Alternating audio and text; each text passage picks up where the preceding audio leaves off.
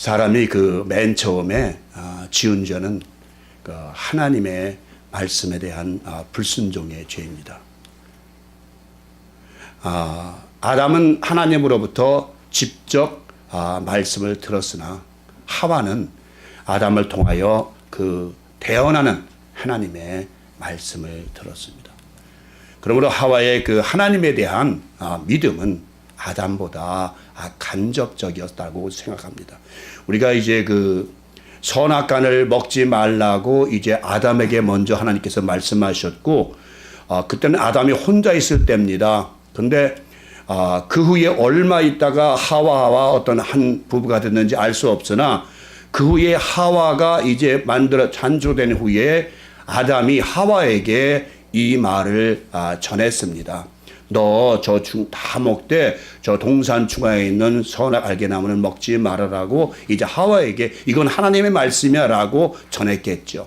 근데 하와는 그 말을 이제 하나님 말씀으로 듣질 않고 내가 볼 땐 아담의 말로 들은 것 같아요. 그렇기 때문에 그 사단이 와서 그 이야기했을 때 하와는 그것을 하나님의 말씀을 받았다라면 사단이 어떤 말을 하더라도 그 넘어가지 않았겠지만 아담이 한 말로 듣고 들었기 때문에 사단의 한 유혹에 넘어갔다고 생각합니다. 이 말씀을 바꿔 말하면 오늘날도 보면 말이죠.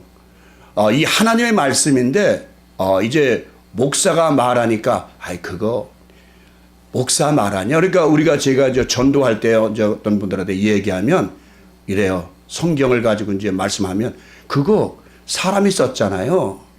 그 하나님이 썼다라지만 실제로 쓴 건 사람이 썼잖아요. 라고 그들을 이야기합니다. 그렇습니다. 기록한 건 사람이 분명히 기록했죠. 그런데 그 말씀을 기록하게 하신 분이 바로 하나님이시라는 겁니다. 그럼 이 말씀을 바꿔 말하면 아담은 분명히 하나님의 말씀을 들은 말씀을 이제 하와에게 전했는데 하와는 그 말을 불순종함으로 말미암아 그 죄가 오늘날 우리에게 유전됐다고 성경은 말하고 있습니다. 죄를 지었을 때 그들이 가장 먼저 깨달은 것은 수치와 부끄러움이었습니다. 그들이 이제 그 죄를 짓기 전에는 자기의 수치와 부끄러움을 전혀 몰랐습니다. 그러나 죄를 지은 다음에는 바로 깨달은 것이 벌거벗었구나 내가 하는 수치와 부끄러움을 먼저 깨달아. 그러므로 그들은 그 숨어서 우선 무화과 나무의 잎을 엮어서 자기의 수치를 가렸던 것이에요. 이게 죄의 결과입니다. 죄라는 것은 뭐냐? 수치와 부끄러움을 깨닫게 하는 것이 죄의 씨앗이에요. 죄라는 게 우리가 죄를 짓고 나면 그 옛날에 우리 어렸을 때 이렇게 보면 제가 어렸을 때 우리 어렸을 때는 그 시골에 단수수라고 있었습니다. 이렇게 그때 설탕이 없기 때문에 그 단수수라고 이제 그 꺾어서 껍데기 벗겨 먹으면 씹어 먹으면 다른 것이 있었습니다. 그러면 그것을 꺾어 먹으면 이제 제가 교회 다니면서 그걸 한번 꺾어 먹었더니 양심에 가책이 되었습니다. 바로 부끄러운 것이 내가 남의 걸 꺾어 먹었구나. 남의 걸 훔쳐 먹었구나는 그 부끄러움이 그 수치가 죄의 결과라는 것이. 죄를 안 다음부터는 내가 잘못했구나. 내가 부끄럽구나. 수치를 당했구나 하는 것을 알게 된다는 거죠. 그들이 동산에서 쫓겨난 후 맨 처음 바로 범한 죄는 그 죄의 씨앗이 형제 간의 불목과 살인행위였습니다. 인간이 말이죠. 가장 먼저 지은 죄가 뭐예요? 형제 살인이에요. 형제를 죽인 것이 하나님의 말씀을 불순종함으로 동산에서 쫓겨난 후 그들이 맨 먼저 범한 죄는 바로 형제 살인이에요. 그 후로 사람들의 마음은 점점 악하여지기를 시작하여 살인과 살생의 죄를 범하기 시작을 하고 하나님의 창조물을 자기의 마음대로 파괴하기를 시작하였던 것이에요. 그러자 하나님은 대홍수의 심판으로 인간들을 심판하셨습니다. 그러나 그들은 여전히 하나님의 말씀보다는 자기의 의지가 우선적이었습니다. 그들은 자기의 지혜로 하나님과 대적하려고 큰 바벨탑을 쌓기 시작을 했습니다. 그러므로 하나님은 사람들에게 점진적인 심판을 행하시게 되었던 거예요. 대홍수 심판을 해도 인생들이 말을 안 들으니까 이제부터는 점차적으로 인간들에게 경고의 말씀을 하기 위해 심판을 점진적으로 하게 하고 결심하신 것입니다. 그 첫째 심판이 인재앙이요, 둘째 심판이 나팔재앙입니다. 첫째로부터 넷째 나팔재앙은 자연의 일부를 심판하셔서 하나님의 경고의 말씀을 하셨습니다. 첫째, 땅의 숲을 태우셨고 바다의 생물들을 3분의 1 죽이셨고 강들과 물샘의 근원을 심판하셔서 사람들로 하여금 마실 물을 찾아다니게 하셨고 햇빛을 일부를 가리셔서 어둡게 하셨습니다. 이는 모두 자연재해를 통해서 세상 사람들에게 하나님의 경고의 말씀을 하신 것입니다. 오늘날도 하나님은 땅을 흔듭니다. 지진이 일어납니다. 해일이 일어납니다. 무서운 폭풍이 옵니다. 그런데 사람들은 그것이 하나님의 경고임을 알지 못. 얼마 전에 한국도 5.0의 지진이 일어났습니다. 한국 사람들은 일본은 지진이 일어나도 한국 사람들이 그런 얘기를 했습니다. 제가 한번 친구들한테 들었어요. 뭐라 그러냐면 일본 지진이라서 홀딱 망했으면 좋겠다. 그런 마음을 가지고 있으니까 한국에도 지진이 일어나기 시작. 한국도 이제는 지진의 안전지대가 아니라는 것이에요. 기독교인의 입에서, 우리의 입에서 남이 타이든지 남의 나라가 잘못되는 그것을 바란다면 기독교인이 아닙니다. 오늘날 많은 특히 노인분들은 북한 백성들 북한 다 망해야 돼, 죽어야 돼.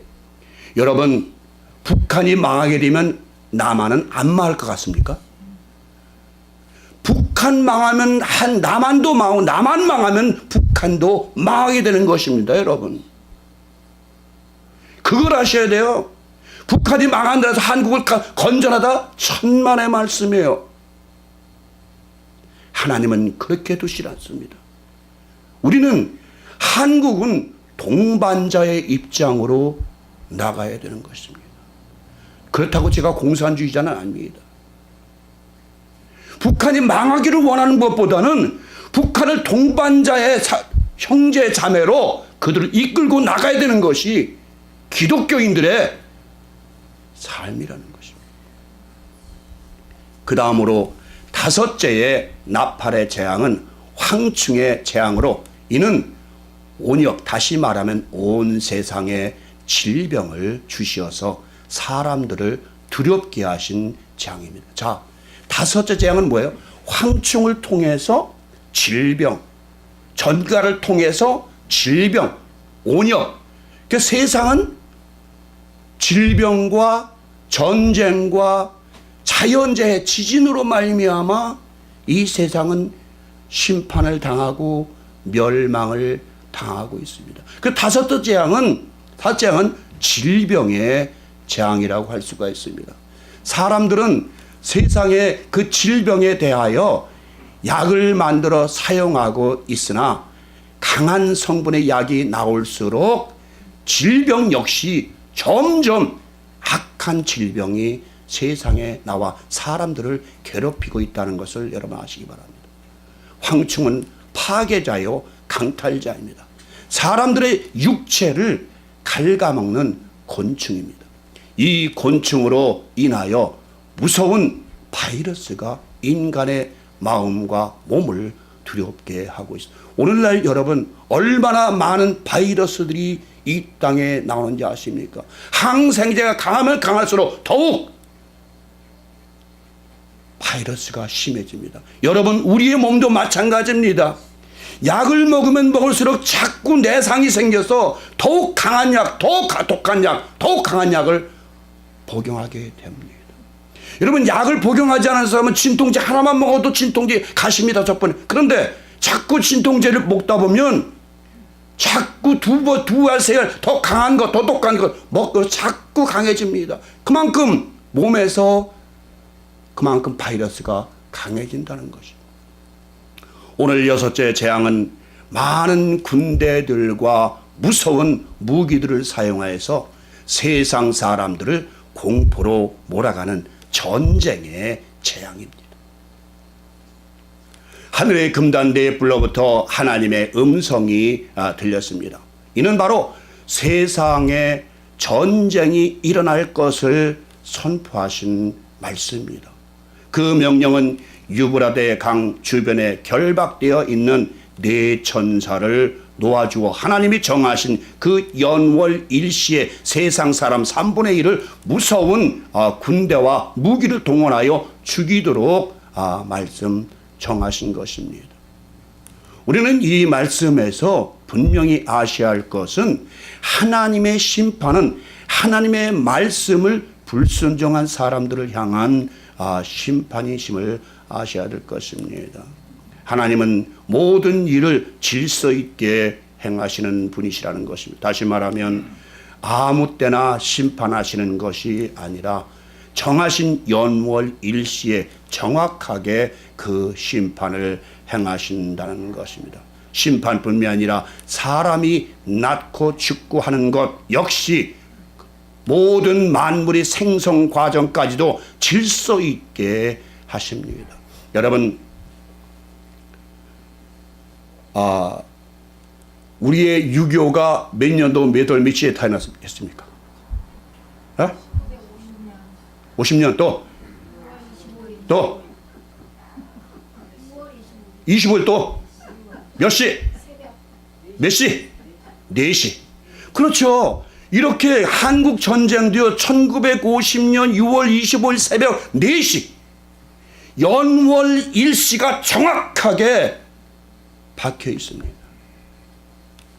한국 해방 역시 저 시간은 모르지만 1945년 8월 15일. 이 모든 것은 이 세상의 모든 일은 연월 일시가 분명하게 명시되어 있습니다. 사람도 마찬가지입니다. 사람도 몇 년도 몇 월 며칠 몇 시에 태어나는 것이 정확하게 되어 있습니다. 제가 깊은 말씀을 못 드리지만 많은 한국에 옛날에 제가 있을 때 어떤 사건이 벌어졌냐면 사주를 좋게 타고나게 하기 위해서 가서 사주쟁이한테 가서 아기 낳을 때 몇 시에 몇 월 몇 시에 태어나면 좋겠습니까? 그걸 받아가지고 일부러 그날 그 시에 가서 수술을 합니다. 그게 됩니까? 천만의 말씀이에요. 그건 인간이 만들어낸 그건 자작극입니다. 여러분 아침에 피는 꽃이 저녁에 갖다 옮겨 저녁에 피면 되겠습니까? 아침에 피는 꽃은 아침에 피어야 되고 저녁에 피는 꽃은 저녁에 피어야 되고 그 모든 것이 정해져 있는 하나님의 섭리대로 이루어져야 되는 것이에요. 어떤 꽃은 아침에 피었다가 저녁에 집니다. 그러나 어떤 꽃은 백일홍 같은 거 백일을 계속해서 피어있다 해서 백일홍 아닙니까? 그만큼 하나님이 정하신 모든 것은요 질서 있게 모든 것이 정해진 연월 일시에 따라 모든 것이 행하여진. 여러분 죽는 날도 다 정해져 있어요. 여러분이 몇 년도 몇 월 며칠 몇 시에 죽는 것까지 이미 하나님의 섭리 안에 계획 안에 다 들어있다는 것이에요. 제가 오늘 설교를 하기 전에 어제 저녁에 우리 아내한테 그런 얘기를 드렸습니다. 죽음이라는 것에 대해서 내가 죽는 거냐 아니면 내 육체가 죽는 거냐 물어보니까 그거 설교하려고 안 들으려고 그래요 우리 와이프. 여러분 물어봅시다. 죽음에 대해서 여러분 자신이 죽는 겁니까? 육체가 죽는 겁니까? 네? 대답을 못하는 거예요 지금. 그러니까 우리 사람들은요 이 육체가 나인 줄 알고 있는 것이에요. 만약에 육체가 나라면, 육체가 나 전체라면 이것은요 큰 문제입니다. 우리 육체는 어차피 아무리 여러분이 건강하게 해도요 약을 보약을 먹고 별짓을 다 해도 때가 되면 사라지게 되어 있어요. 이 모든 보이는 것들은 때가 되면 다 사라지게 되어 있어요. 제가 여러 번 말씀드렸습니다. 자, 콩이 하나 밭에 심겨졌습니다. 이게 콩이 낭지에 며칠 지나다 보니까 거기 싹이 나고 콩나무가 나타납니다. 근데 먼저 콩 그 실체는 있습니까? 없습니까? 예? 예? 먼저 콩의 실체는 없습니다. 땅에 떠서 이미 그것은 흙으로 돌아갔고 그 콩 안에 있던 생명의 핵이 싹이 나고 콩나무가 됐어요. 우리도 마찬가지예요. 여러분 삶이 이 죽는 것이 우리 육체가 죽는 것이지 나 자신이나 여러분 자체가 실체가 죽는 건 아니라는 것입니다. 우리의 실체 우리는 누구의 각자는 이 육체를 벗고 나면 하나님 나라에 들어간다고 성경이 분명히 기록하고 있잖아요. 이 육체가 들어가는 것이 아니라 그러니까 우리는 죽는 게 육체를 벗어버리는 것뿐이에요. 이 육체는 어차피 70년, 80년, 100년 지나고 나면 아무리 건강하게 해도 이것은 벗어버릴 수밖에 없는 것이에요. 그 우리의 실체는 나는 또 다른 나는 이 육체 안에 있지만 이 육체를 벗는 순간 나는 하나님의 여러분은 하나님의 나라에 하나님의 빛의 세계에 들어간다는 걸 여러분 아셔야 될 줄 믿습니다. 여러분 예수께서도 부활하셨을 때에 아시잖아요. 여러 가지 모습으로 마음대로 변하셨어요. 그러나 사람들이 몰랐어요. 마리아도 동산직인 줄 알았잖아요. 그럴 때 예수님께서 그의 영적인 눈을 여시니까 아 선생님 하고 했어요. 여러분 이거 분명히 아셔야 돼요. 나의 실체도 모르고 나의 본체도 모르고 산다면 여러분들은 아직 진리를 접근하지 못하고 있는 사람입니다. 오늘 이 요한계시를 통해서 전쟁을 통해서 전염병을 통해서 죽지만 그 죽는 것은 우리의 육체, 우리의 보이는 몸뿐이지 나 자신이나 여러분 실체가 죽는 게 아니라는 것이에요. 이해 안 되시죠, 여러분들? 그러면 여러분 실체가 죽는다라면, 여러분 영적인 상태까지 완전히 죽어버린다라면 여러분은 어디로 갑니까? 우리가 죽는다는 것은, 우리가 벗어버린다는 것은 이 몸만 벗어버리고 우리의 원래 하나님으로부터 받은 영혼은 어디로 가요? 하나님께 돌아간다는 사실을 여러분들은 아셔야만 됩니다. 그걸 모르기 때문에 죽음이 두렵고, 그걸 모르기 때문에 자꾸 자기 육체에다만 자꾸 갖다가 뒤집어 씌우고 자꾸 퍼붓는 거예요. 우리 육체는 여러분이 아무리 애써도 때가 되면 시들어버리고 많은 꽃과 풀과 다름이 없는 것입니다. 그러나 그 안에 감춰진 하나님의 생명으로 주어진 생명은, 우리의 생명은 영원한 하나님 나라의 빛의 존재로 살아간다는 것을 여러분 아시기 바랍니다. 그래서 여러분의 실존을, 여러분의 진짜 여러분이 누구인지를 먼저 아셔야 되는 것이에요. 그러니까 우리가 기도할 때도 우리의 육체를 위해서 우리의 육체가 받을 그 복락을 위해서 기도하는 것이 아니라 나의 실제, 나의 자아, 나의 참 자아가 하나님을 알 수 있고 하나님을 만날 수 있고 하나님과 교제할 수 있는 그런 삶을 살게 해달라고 기도해야 되는 것이에요. 아무리 여러분이 말씀드려도요, 모르더라고요. 이 죽음은 육체만 죽는 거라는 걸 얘기해도 안 믿어요. 안 믿어요. 여러분, 임사체험이란 책을 좀 한번 읽어보십시오. 여러분에게 큰 도움이 될 겁니다. 그러면 그들이 죽었다 살아나는 사람들의 그 임사체험을 여러분 들어보면 좀 생각이 달라질 것입니다. 그들이 육체를 벗어나는 순간에 그 빛 가운데 들어가는 그 순간을 그렸을 때, 제가 한번 읽어봤을 때 어떤 미국 사람이 과학자가 쓴 책을 읽어봤습니다. 그 책을 읽어봤을 때 그분은 과학자예요. 아주 불신자예요. 아주 하나님은 신을 절대 부정하는 사람이었어요. 근데 그게 죽었다 열흘 만에 깨어나서 하는 얘기가 하나님은 계시다 라는 결론을 내었습니다. 그가 죽었을 때에 이 육체를 벗어났을 때 어두컴컴한 터널을 지나서 점점 빛의 세계로 들어가는 것을 느꼈다고 그러는 거죠. 그러면 그 실체가 죽었다는 얘기입니까? 그 실체는, 이 육체는 땅에 있지만 실체는 살아서 빛의 세계로 들어간다는 사실을 여러분들은 아셔야 될 것입니다. 그러니까 여러분, 죽음이 두려워요, 안 두려워요? 아직도 두렵죠.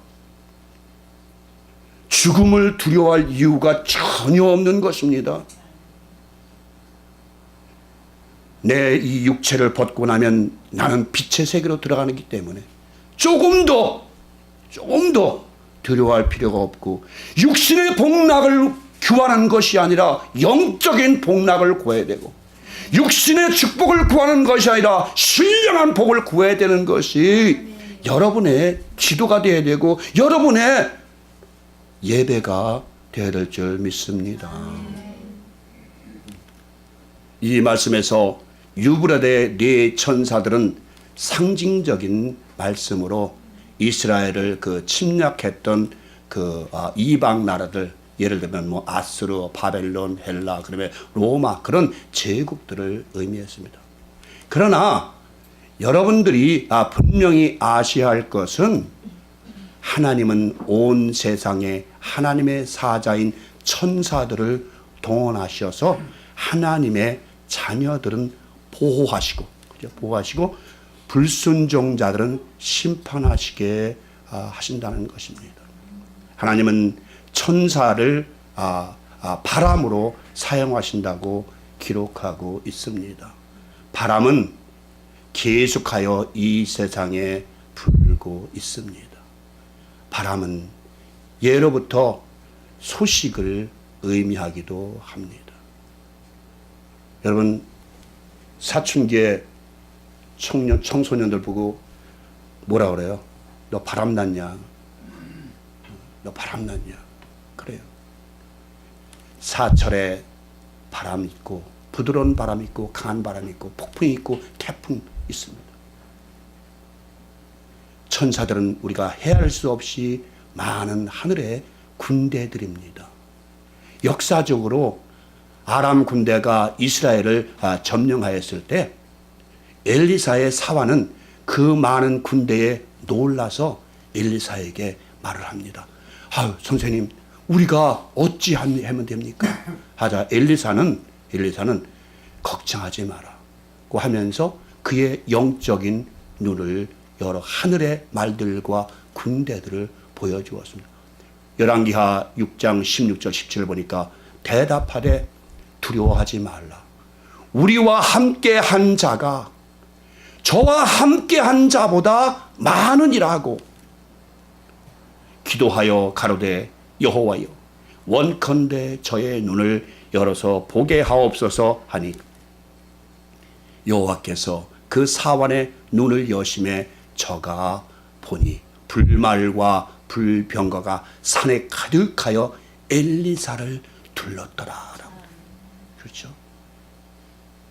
그렇게도 믿어져야 말이죠.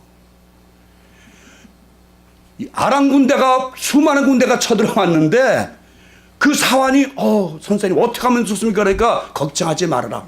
저들보다 우리를 둘러선 천군 천사가 더 많다라면서 눈을 열어 보여줬을 때에 하늘의 불말과 불병거가 1, 2서를 쫙 두르고 있는 것이 보여졌다는 것입니다. 이와 같이 하나님의 천사들은 하나님의 종들을 보호하고 있고 불순종자들에게는 무서운 하나님의 심판을 이해한답니다. 자, 천사는요, 히브리서 1장 14절에 뭐라 그랬어요? 구원 얻을 후사들을 위해서 보낸 자들이라. 천사들은 구원받을 우리들을 위해서 우리들을 보호하고 수호하고 지키도록 보낸 하나님의 사자라고 성경은 기록하고 있다는 것이에요. 여러분들 주위에도 몇 번 말씀, 여러분 가정에도 항상 하나님의 천사들이 여러분을 보호하고 지키고 있다는 것을 명심하시기 바랍니다. 그래서 옛날에는요, 천사 숭배 사상도 있었어요. 그러나 천사는 숭배 대상이 아닙니다. 그는 우리들을 위해서 하나님이 보내신 심부름꾼입니다. 천사는 무서운 파괴력도 가지고 있습니다. 열왕기하 19장 3절 35절 보니까 내가 나와 나의 종 다윗을 위하여 이 성을 보호하여 구원하리라 하셨나이다.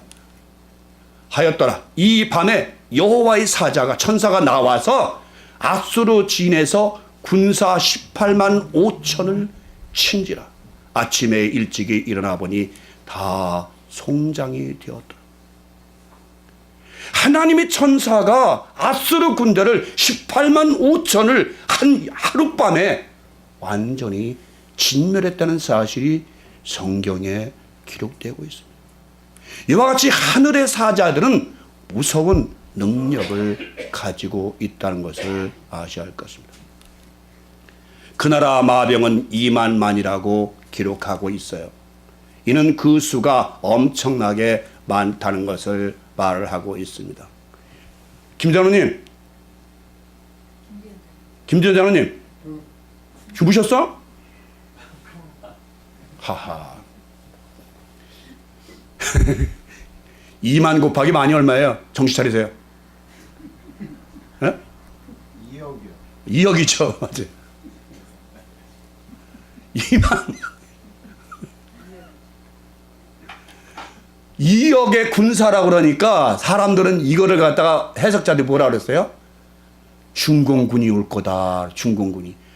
2억의 군사는 중공밖에 없다는 거죠. 근데 중국은 오늘날 어떻게 됐습니까? 자꾸 민주화가 되고 있습니다. 거의 공산주의를 탈 때 사회주의 국가가 됐지만 자꾸 민주 자본주의 국가로 하고 있습니다.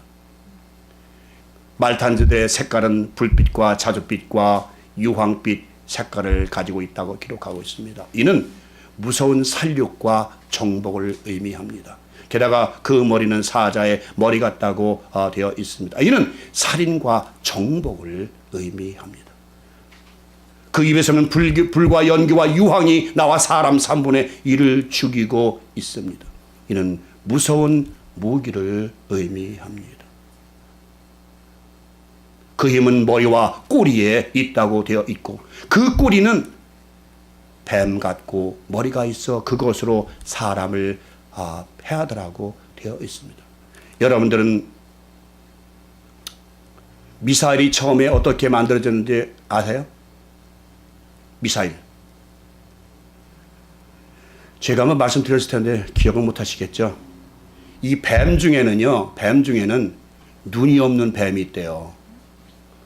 그 눈이 없는 뱀인데 이거는 눈이 없어도 심리 밖에 있는 먹이를 찾아간다. 눈이 없어도. 바로 미사일은 이를 인용해서 만들었다고 그래요. 미사일은 눈이 없잖아요.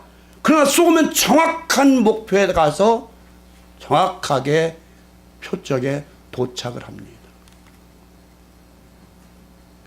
여러분 이와 같이 이 지금 꼬리는 뱀 같고 꼬리에 머리가 있다는 건 뭐예요? 바로 적그리스도라는 것을 이야기하고 있습니다. 여러분, 지금 이 시대에 적그리스도는 어떤 게 적그리스도입니까? 지금 여러분 이슬람 단체가, 이슬람 인구가 얼마인지 아십니까? 지금 이슬람 종교인이 10억 내지 15억, 기독교인보다도 많고 어떤 종교 숫자보다도 많습니다. 여러분, 얼마 전에 프랑스에 무서운 일이 일어났잖아요. 그냥 19톤 되는 추를 덤프처럼 가지고 갖다 밀어붙여가지고 사람을 막 죽이고 그러잖아요.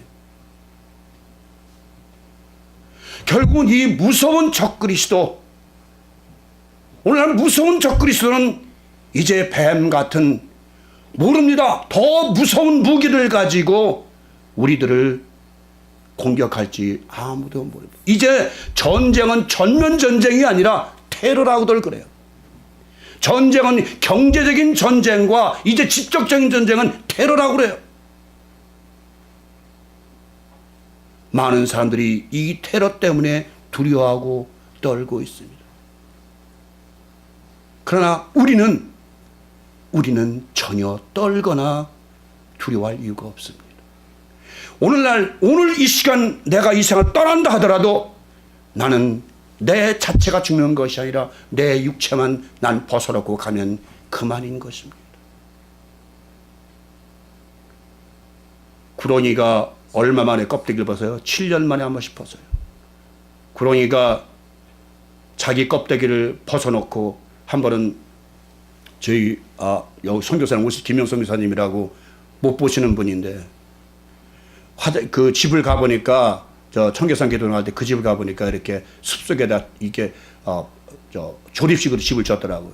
근데 한 번은 화장실을 갔는데 무슨 커다란 기다란 껍데기가 화장실에 있더래요. 보니까 구렁이가 껍데기를 거기다 벗어놓고 빠져나간 거예요. 구렁이는 7년 만에 한 번씩 껍데기를 벗고 새로운 옷을 입어.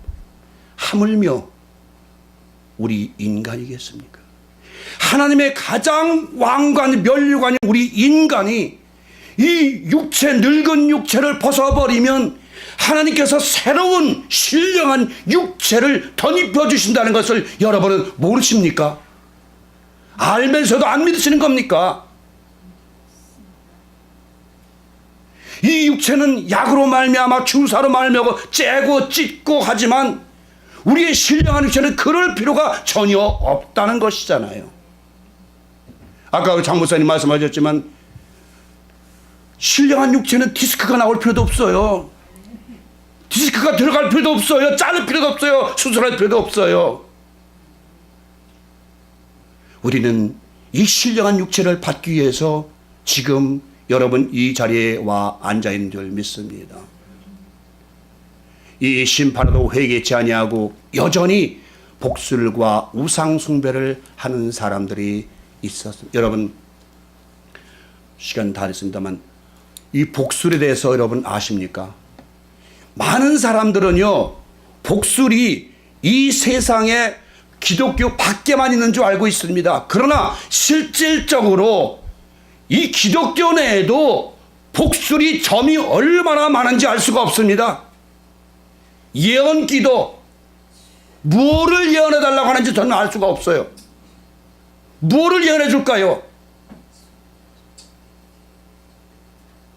예언기도 하시는 분들 보면 저보고 그래, 성질이 뭐 급하고, 그거는 성질 급하고 다 아는 거예요, 사실이. 그 모르는 사람이 어디 있어요? 오히려 여러분, 예언 복술은요, 기독교인보다도 사주쟁이가 100번 1000번 낫습니다.